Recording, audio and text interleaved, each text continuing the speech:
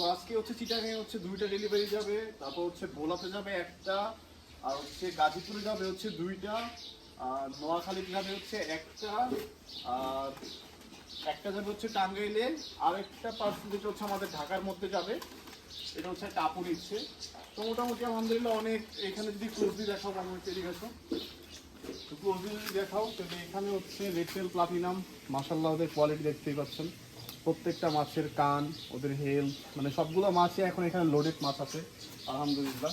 এখানে যদি দেখাই প্রত্যেকটা মাছের নাম এই জায়গায় দেওয়া আছে, মানে যে যারা নিচ্ছে তাদের নাম দেওয়া আছে, তাদের লোকেশন দেওয়া আছে এখানে। সো আলহামদুলিল্লাহ এইভাবে রেগুলার ডেলিভারি যাচ্ছে আমার ফার্ম থেকে। আমি যদি একটু দেখাই যে আমার ওই ট্যাঙ্কের মধ্যে হচ্ছে রেড টেল প্লাটিনামের যে এখানে যে ডেলিভারিগুলো দিছি, এগুলো সব আমার ব্রুড ট্যাঙ্ক থেকে দেওয়া। আর এগুলোরই নিউ মডেলগুলো আমার এই যে এইখানে আছে। মাশাল্লাহ, জানি না কতটুকু দেখা যাচ্ছে ভিডিওতে। মাশাল্লাহ মাশাল্লাহ। তো এইভাবে রেগুলার ডেলিভারি যাচ্ছে আমাদের ফার্ম থেকে ঢাকার মধ্যে, ঢাকার বাইরে।